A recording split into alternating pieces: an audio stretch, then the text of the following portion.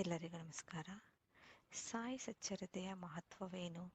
ಯಾಕೆ ದಿನಕ್ಕೆ ಒಂದು ಸಾರಿಯಾದರೂ ಒಂದು ಅಧ್ಯಾಯವನ್ನಾದರೂ ಓದಬೇಕು ಎಂದು ಹೇಳುತ್ತಾರೆ?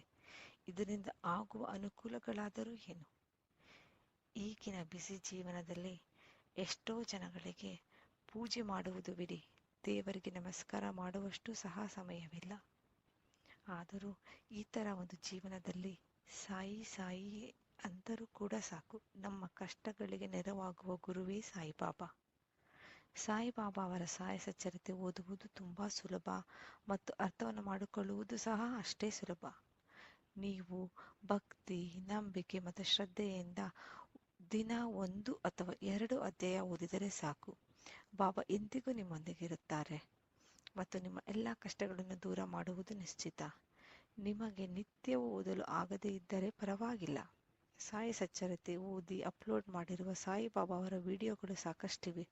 ಅದನ್ನು ನೀವು ಟ್ರಾವೆಲ್ ಮಾಡುವಾಗ ಅಥವಾ ದಿನದಲ್ಲಿ ಯಾವಾಗಲಾದರೂ ಸ್ವಲ್ಪ ಸಮಯ ಸಿಕ್ಕಾಗ ಕೇಳಿದರೆ ಸಾಕು. ನಿಮ್ಮ ಜೀವನದಲ್ಲಿ ಸಾಕಷ್ಟು ಬದಲಾವಣೆಯನ್ನು ನೀವು ಕಾಣಬಹುದು.